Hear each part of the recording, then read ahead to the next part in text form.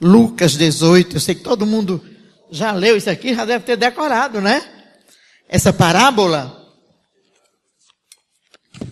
E eu queria, queridos, ler apenas o verso 7. Lucas 18, o verso 7.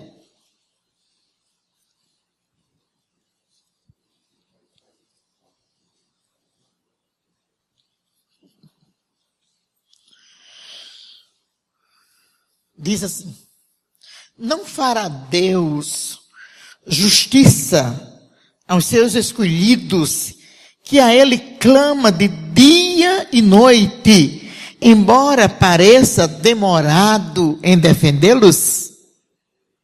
Amém? É uma pergunta.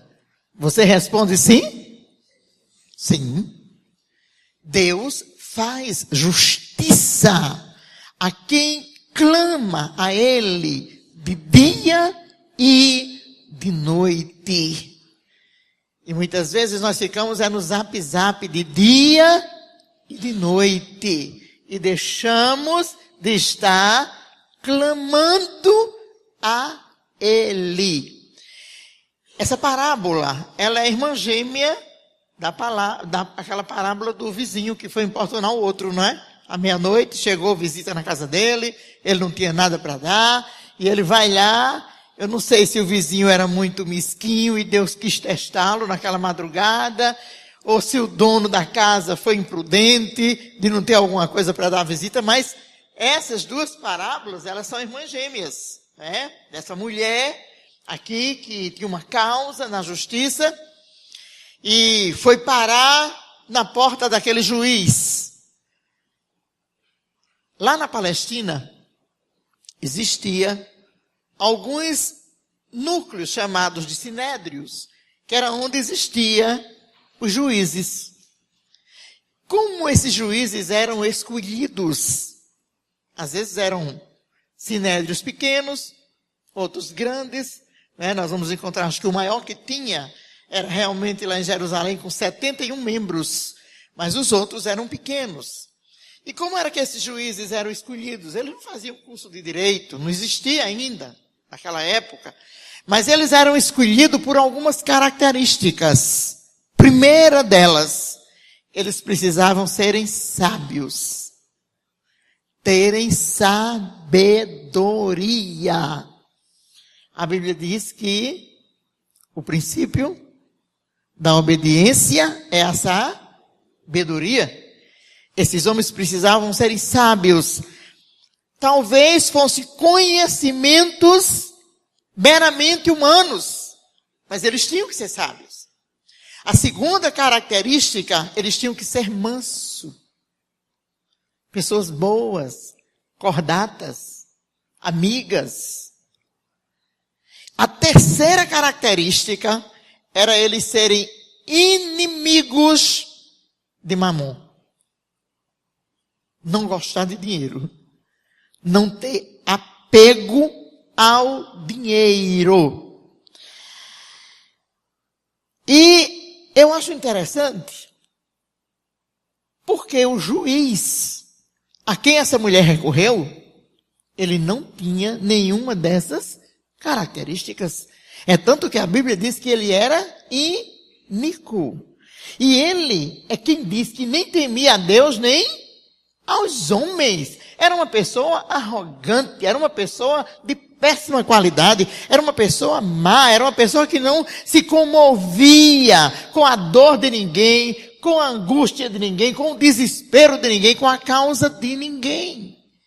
E é nas mãos desse juiz que essa mulher vai parar. Pode ser chocante, mas muitas vezes, queridos, Deus nos coloca em situações assim. Ficamos, às vezes, à mercê de pessoas iníquas.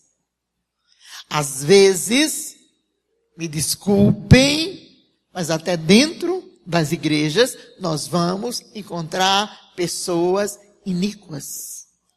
Pessoas que estão acima do bem e do mal. que não respeita a hierarquia. Pastor para eles não é nada. Não vê o pastor como homem de Deus, como anjo da igreja. Só sabe ver os defeitos. Não sabe amar. Não sabe perdoar. Não sabe andar uma milha a mais com ninguém. São pessoas arrogantes, truculentas. Pessoas que são insensíveis. Incapazes de parar para ouvir, para analisar. Incapazes de sonhar projetos de alguém. Pelo contrário, às vezes são pior do que uma carreta truncada, passa por cima, destrói sonhos, projetos das pessoas. A irmã estava dizendo da sua dificuldade, né, de falar em público, né, de estar aqui à frente. Mas ela disse que encontrou uma parceria. Encontrou alguém que somou. Alguém que ajudou. O pastor que parou para ouvir, para juntar os temas, para tirar a essência daquilo que era necessário e que Deus queria falar à igreja.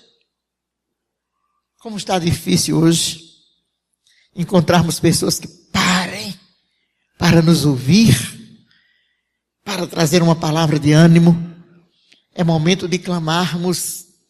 Nós estamos acostumados com aquela oraçãozinha do dia a dia. Chegamos da faculdade 11 da noite, trabalhamos o dia inteiro, aí não tem mais pique para se ajoelhar. Se ajoelhar, cochila. Daqui a pouco você se perde na oração. Não temos mais tempo para nos derramarmos perante o Senhor. E muitas vezes estamos diante de situações difíceis. E o tema desta manhã é clamando no meio da injustiça. Quando você está sendo injustiçado. E se nós ficássemos essa manhã aqui falando de injustiça, a gente não ia para casa mais. Porque a injustiça é o carro-chefe dos nossos dias.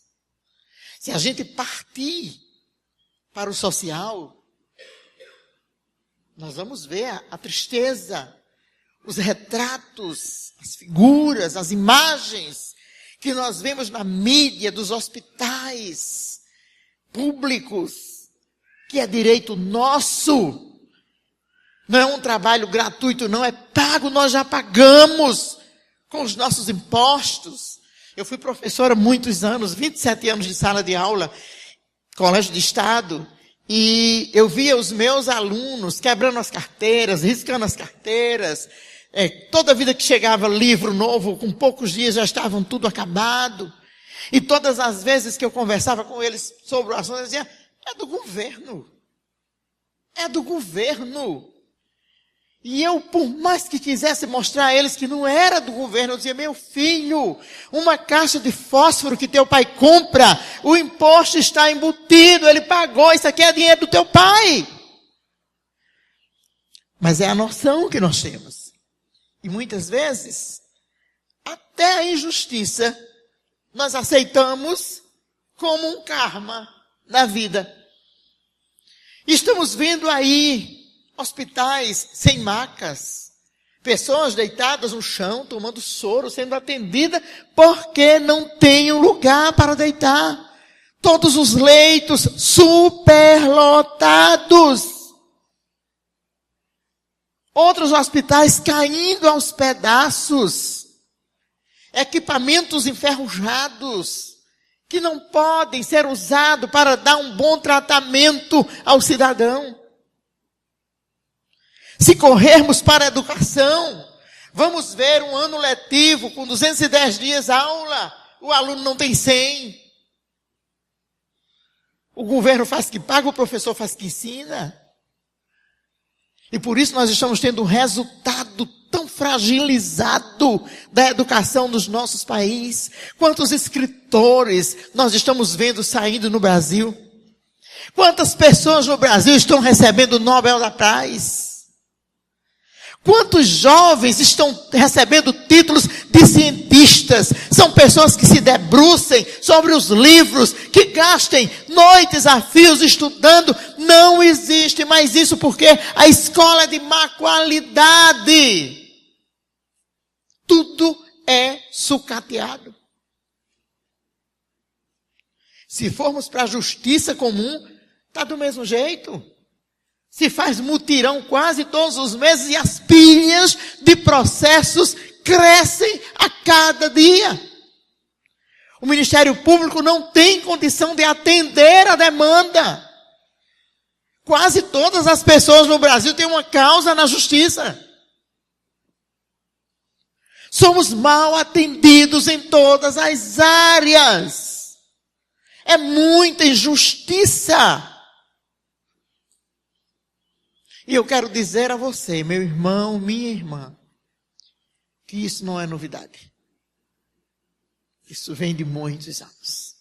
E essa viúva estava passando por essa dificuldade naquela época. Ela tinha uma causa na justiça e aquela causa não era julgada. Não sei o que era, se era uma aposentadoria, se era uma indenização. Não sei o que era. Mas era uma causa que angustiava o coração daquela mulher. Que mexia com as suas emoções, que a deixava perturbada, ansiosa. Ela precisava urgentemente de uma resposta para aquele problema. Eu não sei como é que você está aqui hoje. Eu não sei se alguma injustiça está te perturbando. E às vezes, queridos, a injustiça acontece dentro do lar. São mulheres mal amadas, mulheres amarguradas, mulheres que os maridos têm dívidas enormes com ela. Estava pregando ontem à noite no encontro de casais sobre a família. E depois que eu preguei, uma senhora me procurou. E ela me disse, tudo que a senhora disse aí foi tão lindo. Mas há 32 anos que eu vivo oprimida. A minha voz não tem eco. Nada que eu digo vale. Quando eu vou abrindo a boca, o meu marido já vai mandando eu me calar. Eu não tenho direito a nada dentro da minha casa. Quantas mulheres estão vivendo assim? Injustiçadas, amarguradas, infelizes, vendo os seus projetos de vida muitas vezes sendo aniquilados. Filhos desobedientes, incompreensíveis, que vivem somente para trazer angústia, dor, decepção para os pais. Estava pregando em João Pessoa há 15 dias atrás. Na hora que eu estava pregando, entrou uma mulher correndo na igreja. E eu vi quando o pastor saiu e conduziu lá para o final da igreja. Era uma irmã da igreja. Depois aquele pastor veio pedir para que eu orasse por aquela mulher.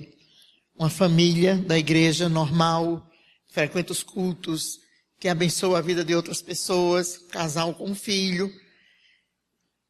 E há mais ou menos 6 meses, aquele rapaz foi descoberto que ele estava envolvido com droga da pesada. E ele já está totalmente desnorteado. E aquela mulher me disse, eu não tenho mais nada dentro de casa. Ele já vendeu tudo. Até as lâmpadas da casa, ele tirou para vender. Aquele filho que ela sonhou. Aquele filho que ela planejou. Aquele filho que ela criou expectativas sobre ele, hoje está sendo injusto com ela. Muitas injustiças nos atacam. E injustiça é você pagar por aquilo que você não faz. Um erro que você não cometeu. E as pessoas estão vivendo esse momento hoje. E quando eu olho para essa mulher, para a sua insistência, para o seu clamor, pelo seu derramar de alma, eu trago à minha memória a vida de um jovem que foi injustiçado dentro da sua família. E ele não fez nada para receber em troca aquela justiça. Ele não cooperou, porque às vezes nós cooperamos, mas aquele moço não. Muito jovem, na flor da idade, como nós dizemos, onde as emoções estão aflorando, onde os sonhos estão surgindo, apenas 17 anos de idade. De repente, aquele moço se vê instigado, se vê perseguido, se vê injustiçado pela própria família. Os irmãos de José colocaram os olhos em cima dele para destruí-lo. Ele era uma ameaça para os irmãos por causa do seu comportamento e da sua vida de oração, de dedicação e de busca a Deus. Se nós levássemos agora os nossos olhos para a igreja perseguida, nós íamos ver muitos irmãos injustiçados, sem eles terem cometido nenhum crime, nenhum mal. Mas eles estão presos, eles estão ameaçados de morte, eles estão sofrendo, longe da família, longe dos amigos, longe do habitat deles, porque estão sendo injustiçados. E aí, José agora tem uma trajetória para percorrer que não era fácil. Dia após dia, essa injustiça ia surgindo de alguma maneira e ia enveredando pela vida de José. E ele agora tinha que ter muita graça de Deus para suportar aquela injustiça. E eu quero dizer a você que, como seres humanos que nós somos, como a parte sensível que nós temos, que é a nossa alma, onde vem todos os problemas, todas as aflições, todas as angústias e se alojam ali. E nós precisamos administrar isso com muita maestria diante de Deus. É aí onde nós precisamos derramar a nossa alma diante do Senhor. José, tão querido pelo pai, ele poderia, com certeza, levar a causa da injustiça dos irmãos para o pai. Com certeza o pai ia tomar partido, ia facilitar a vida de José, ia fazer alguma coisa, porque o amor daquele homem era muito grande por aquele filho. Mas José não fez isso. José tinha quem clamar. José dependia de um Deus tremendo e maravilhoso, que eu dependo e que você depende. Nós estamos aqui nesta manhã à mercê desse Deus. Não importa a injustiça que você está sofrendo, não importa a adversidade que você está passando, o importante é a certeza, é a convicção plena de que nós temos um Deus que olha para nós. E que está vendo tudo aquilo que acontece conosco, que magoa, que machuca, que fere e que traz amargura. A Bíblia diz que nada foge ao seu olhar. Nada. Ele não dorme, nem dormita. Olhando para mim, olhando para você. Mãe de primeira viagem, gosta de ficar horas e horas no berço, ao lado do berço, olhando o filho, né? Eu olhava se a respiração estava normal, se estava dormindo mesmo, botava o ouvido lá para escutar. É assim que o Senhor faz conosco. Cuida, zela, protege. Por isso que nós podemos confiar neste Deus maravilhoso. E aquela mulher chega diante daquele juiz, insiste, persiste. E aquele homem diz: quando é que eu vou me livrar desta maluca? Aqui na minha porta, na minha casa, todo dia, toda hora. A única coisa que eu tenho que fazer é atender. Eu não respeito ninguém, mas tem alguma coisa nessa mulher que está me movendo, me comovendo a atendê-la. Pelo menos para ver se eu me livro dela.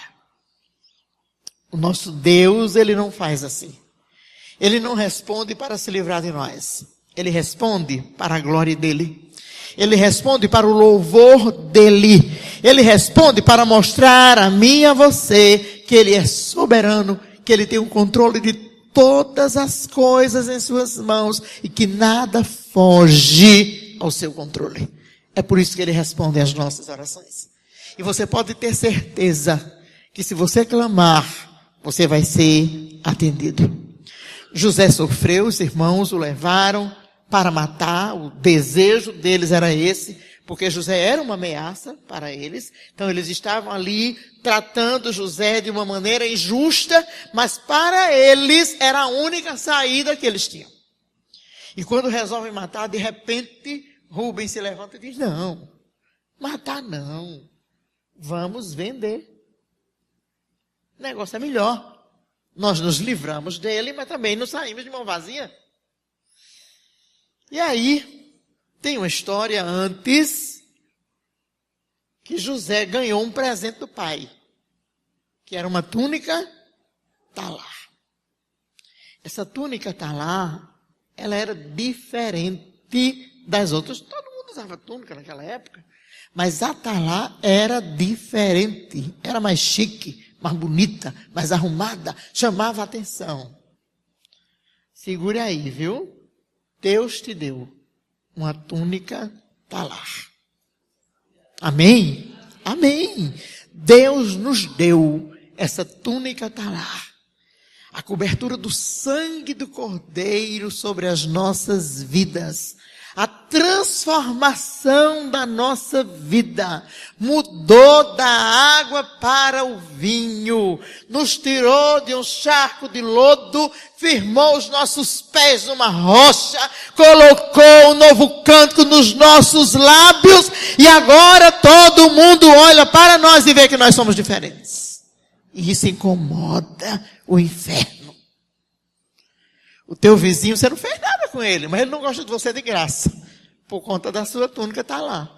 Quando você sai de casa, domingo de manhã, cheiroso, arrumado, uma gravata bonita dessa de pastor Erivaldo, né?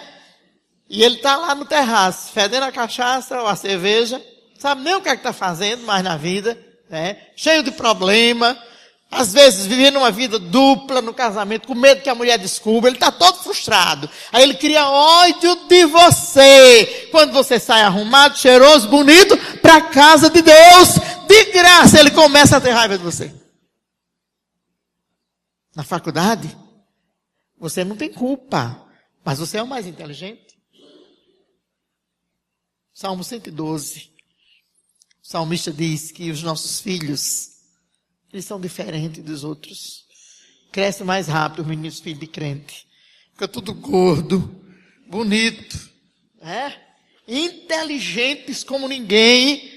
Aí o povo tem raiva na faculdade. Mas por que só ele? Por que só ela? O que é que está acontecendo? Às vezes já começa na alfabetização, viu? O coleguinha tem inveja. É a veste tá lá. Chama atenção. José não pediu, mas o pai deu.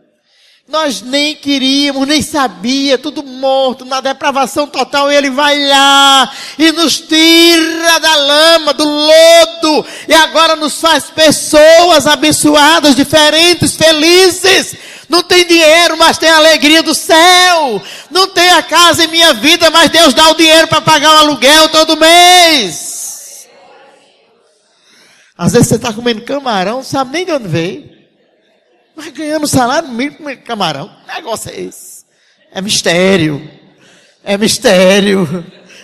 Deus é tremendo. Mas às vezes, passa 3 meses comendo só azeitona, porque não tem camarão, não tem carne, não tem dinheiro. Nós temos um irmão lá em Recife, ele é cantor, acho que é, eu esqueço o nome dele agora. Mas ele passou uma crise, ele perdeu o emprego, a esposa com câncer, 3 filhos pequenos.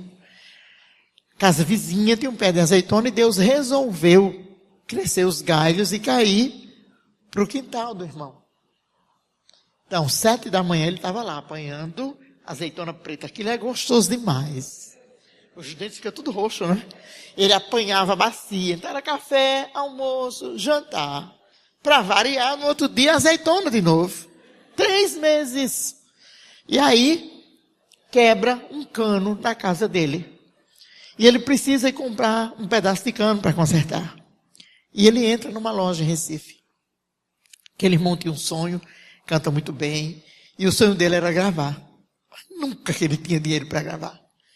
E ele entra e quando ele chega ali, ele vê o dono da loja muito apavorado, muito irritado, gritando com todo mundo. E chamou a atenção dele. Ele foi junto do dono da loja. E disse, bom dia, bom dia. O senhor está passando algum problema? Está com alguma dificuldade? O homem podia dizer, quem é você? Não tenho nada para conversar com você, sai daqui. Mas o homem disse, estou. Minha mulher está com câncer, à beira da morte. E eu não tenho o que fazer. Já gastei dinheiro, não melhora nada. Ele disse, onde é que o senhor mora?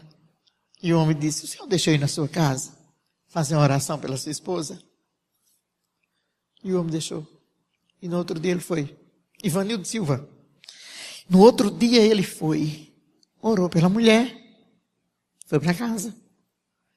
15 dias depois, um telefonema. O homem da loja, vem cá, preciso falar com o senhor. Quando ele chegou, minha esposa foi curada. O que é que eu posso fazer pelo senhor? Ele disse, nada. Quem curou foi Deus. Entregue a sua vida para Ele. Vá servir a Ele, o senhor e sua esposa e sua família. E aquele homem realmente se converteu. E aí ele descobre do desejo do irmão que era gravar um CD. Ele diz, está aqui. Vou bancar o seu CD. Hoje ele já tem bem o 10º.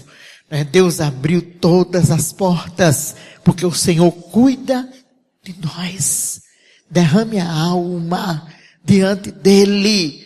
Vai chegar a sua vez. Não importa o tempo, não importa a caminhada da injustiça, não importa, vai chegar a hora, Deus é fiel, e Ele escuta o clamor de quem é dependente dEle, porque Ele conhece o nosso coração.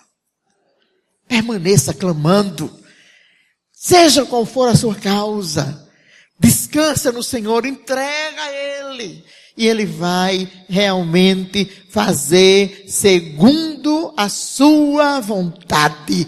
E você tenha certeza que a vontade dEle é boa, perfeita e agradável. Louvado seja o nome de Jesus. Bota José na cova. Tem até que horas, pastor? 11h30? E aí, a cova não é brincadeira. Cova é lugar escuro. Segundo os arqueólogos, mais ou menos aquela cova tinha entre 3 a 4 metros de fundura.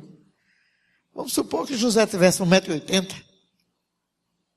Ainda faltava muito para ele sair.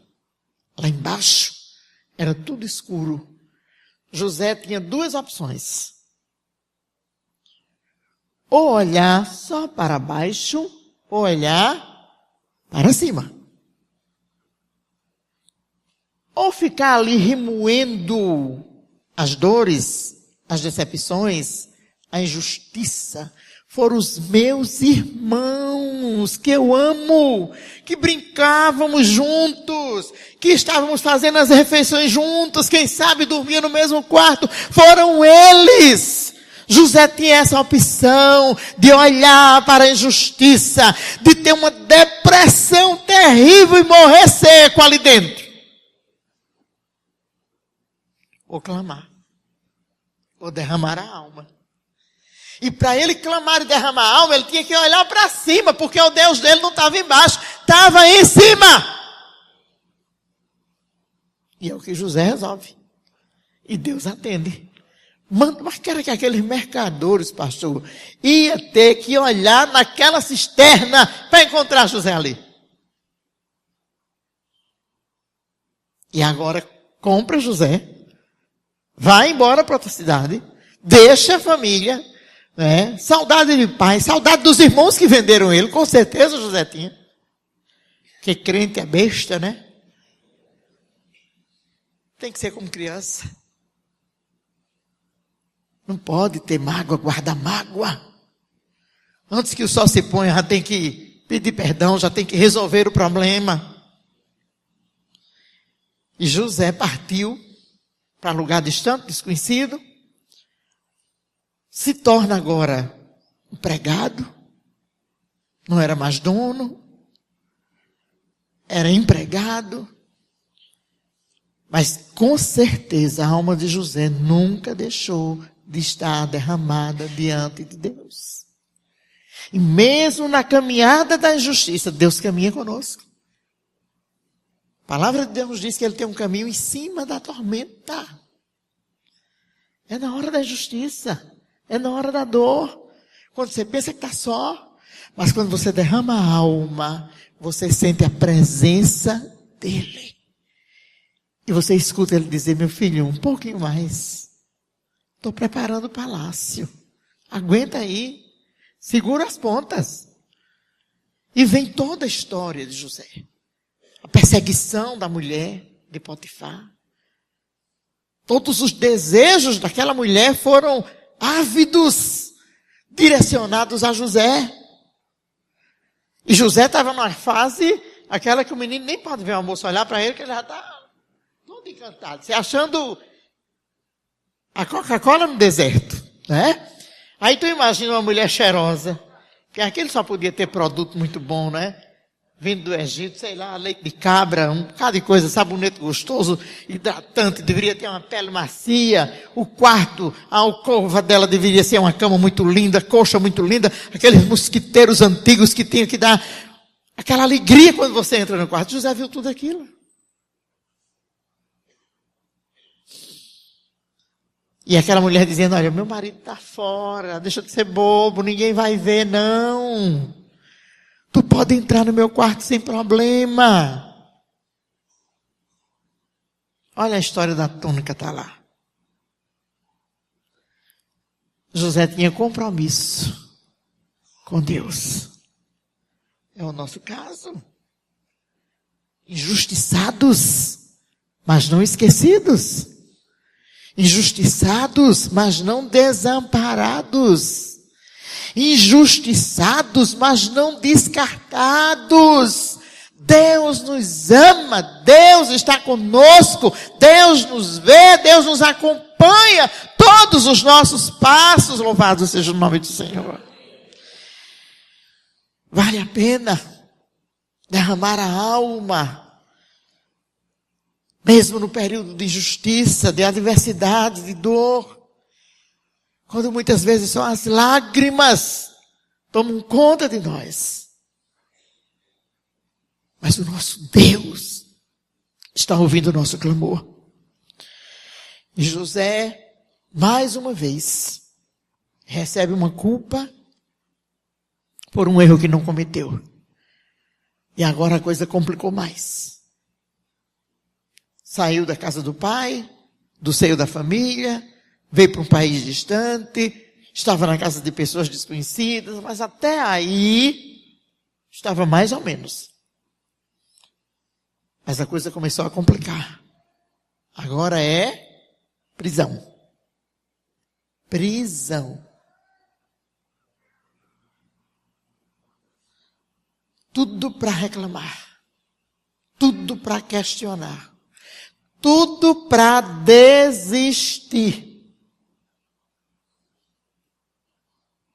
Mas resolveu continuar derramando a alma, o coração, em oração, mesmo em meio à injustiça. Vai para um lugar onde todo mundo tinha o mesmo desejo. Sair da prisão. Ser livre. Não era só José que tinha esse desejo. Todos que estavam ali.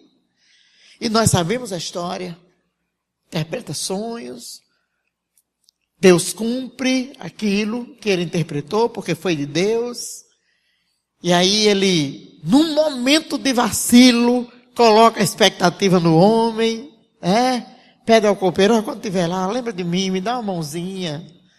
Fala ao rei ao meu respeito. Mas o nosso Deus, esse juiz que não é iníquo, ele faz com que o homem se esqueça de nós, para que nós vejamos que é Ele quem lembra de nós, quem cuida de nós, quem zela por nós. E o copeiro esquece. E eu acho que José esperou 1 mês, 2 meses, 1 ano, não sei quanto tempo. Aí ele caiu na real. Disse, tenho que continuar derramando a minha alma diante do meu Deus. É Ele quem vai fazer. E imagina o dia que José recebe o recado para se apresentar ao rei. Lá vai ele bonito, fez a barba, se ajeitou todo e vai à presença do homem. Quando chega lá, com certeza o Espírito Santo falou com José e disse, olha, agora é tempo de festejar. Chegou a hora. Você derramou a alma. Você insistiu. Você persistiu. Você não desistiu. Eu vi. Eu acompanhei. Eu estive com você todos os segundos. Desde a saída da casa, a descida da caverna, a chegada na casa de Potifar, a carreira que você deu, a mulher ficando com suas vestes, a entrada na prisão, as noites mal dormidas, período que você ficou ali, quando ninguém mais lembrava de você, mas eu não esqueci de você. 13 anos de perseguição. 13 anos para construir uma rampa até o palácio. Porque Deus queria que ele pisasse agora no tapete vermelho. Que ele tivesse vitória. Não se preocupe com as injustiças. Não fique reclamando, ligando para o primo, ligando para a prima, ligando para o irmão, ligando para o pai, só chora, só lamenta. Está piorando a situação, agora está pior, esse mês foi pior, eu pensei que esse mês ia melhorar. Não, derrama a tua alma diante de Deus, o teu juiz, aquele que é fiel, aquele que não muda nunca, aquele que tem cuidado especial de você como a menina dos seus olhos. A justiça faz parte da nossa vitória. A justiça é pedagógica da nossa vida. É para nos ensinar a derramar a nossa alma diante desse Deus que pode todas as coisas.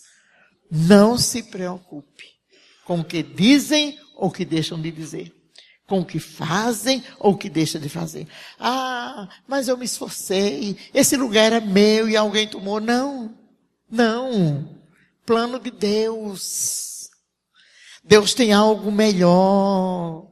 Uma porta se fecha aqui, outra porta se abre ali. Infelizmente, nós não queremos entender isso. Nós nos recusamos a andar segundo a vontade perfeita e agradável de Deus. E queremos que a nossa justiça seja feita.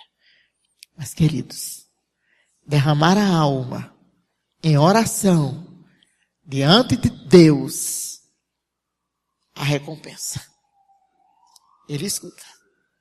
Os ouvidos dele não estão agravados para que ele não possa ouvir. Nem as mãos dele encolhidas para que ele não possa abençoar. E agindo Deus, quem impedirá? Agindo Deus, quem impedirá? Agora, fique certo. Você derramou a alma, você orou, você insistiu, você persistiu, Deus ouviu e abençoou. Mas é para a glória dele. José podia ter se achado. Quando os irmãos apareceram, agora ele estava por cima da carne seca. Ele era o top. E podia muito bem dizer, ó, marcha ré. Tem nada para vocês aqui. Pelo contrário. Ele foi canal de bênção. Ele reconheceu que Deus o conduziu até ali para ele ser bênção para o povo de Deus. Eu vejo tantos irmãos, irmão, ora por mim. Tem um dia desse, irmão, estou com a fazenda difícil de vender. A terra é improdutiva, o negócio é ruim, mas se a irmã orar por mim e eu vender aquela fazenda, eu vou dar um carro a você, que a irmã viaja muito, precisa de um carro. Eu digo, oh, Jesus, olha para aí, coisa maravilhosa. O irmão vendeu a fazenda, depois de um ano eu me encontrei com ele. Eu ainda estava orando. Ele não deu notícia. Vendeu, irmão, vendi, glória a Deus, irmão, foi uma bênção, troquei de casa, troquei de carro, agora está assim a bênção, do jeito que eu pedi, amém, que Deus continue te abençoando. Então, às vezes nós fazemos isso, queridos, recebemos, mas não lembramos que é para a glória de Deus, que é para o louvor de Deus. Continue derramando o seu coração, não desista. Insista. Aquele homem terrível ouviu aquela mulher. E isso é uma prova que Deus deixou na sua palavra para mostrar que ele escuta. Pode até parecer demorado, mas ele escuta e responde para a sua glória. Amém? Gostaria de convidar você a se colocar de pé. E vamos orar nesta manhã. Nunca tenha pressa para sair da presença de Deus. Ore, ore e ore. Se você não está com vontade de orar, ore, que a vontade chega. Se você acha que não vai ter resposta, ore, que a resposta vai chegar. A grande arma do inimigo é colocar a desistência no nosso coração. Ou a dúvida, que é semelhante à onda do mar, que vai para lá, vem para cá e não recebe coisíssima nenhuma. Mas derrame, se acalme, se tranquilize, dependa. E você vai ver o que Deus vai fazer. Pai querido, louvado seja o teu nome. Te rendemos graças, porque o Senhor nos trouxe aqui nesta manhã para descansarmos em Ti, para ouvirmos a Tua voz, para descansar o nosso coração tão agitado, Senhor. Fazemos tantos planos, tantos projetos. Se eu for pela direita vai dar certo, se eu for pela esquerda vai dar certo. Não, Senhor, é Tu quem diriges. É o Senhor quem traça o mapa da nossa vida até chegarmos à vitória que é Tua, Tua, Tua. Ajuda-nos, Senhor, a derramarmos a nossa alma por aquele filho que ainda não teve um encontro com Jesus. E é tão difícil, dá tanto trabalho, é tão incompreensivo. Chega todas as horas atrasado para poder fazer a mãe trabalhar mais, para poder chamar a atenção, para poder trazer um questionamento dentro de casa. Que essa mãe continue derramando a alma diante do Senhor. Aquele marido difícil, cruel, truculento, ignorante, incapaz de abraçá-la, de beijá-la, de dizer que ela é especial, de dizer que a ama, de dizer que ela é importante para a vida dele, e ela fica a vida inteira querendo ouvir essa palavra, e isso vai machucando o coração. Que nesta manhã ela sinta o Senhor dizendo: eu te amo, eu te amo, eu te amo, tu és menina dos meus olhos, tu és o melhor que eu tenho aqui na terra, eu cuido de você. Aquele pai que está tão triste pela filha que ele educou, pela filha que ele levou nos braços para a escola, pela filha que ele pagou a faculdade, e hoje ela se encontra na prostituição, nas drogas, trazendo tanta dor, tanta amargura para a alma. Ajuda esse pai a continuar derramando seu coração diante do Senhor. Às vezes são problemas bem menores, mas são problemas, são dificuldades, são coisas que nós não podemos resolver e às vezes nos aflige. Senhor, ajuda-nos a derramarmos a nossa alma em oração em meio à perseguição. Não é bom, Senhor, sermos injustiçados, não. Somos humanos, coração dói e as lágrimas correm quentes, mas meu Deus, Tu és o nosso Deus. Tu escuta a nossa oração. Não tem barreira, não tem muralha, não tem nada que impeça do Senhor nos ouvir. Pai, nos dá essa consciência nesta manhã que o melhor lugar é a Tua presença. O melhor lugar é ouvir o sussurrar da Tua voz. Que haja silêncio, que haja calma no nosso coração, nos nossos sentimentos, nas nossas emoções, e que possamos deixar o Senhor falar. Deus, que não olhemos para a injustiça do mundo, que não olhemos para a injustiça muitas vezes dentro da Tua casa. Não, Senhor, ajuda-nos a fazermos como José, olharmos só para cima, olharmos só para o Senhor, esperarmos só no Senhor. É isso que nós precisamos. Eu Te adoro, eu Te louvo e eu Te exalto. Em nome de Jesus Cristo. Amém.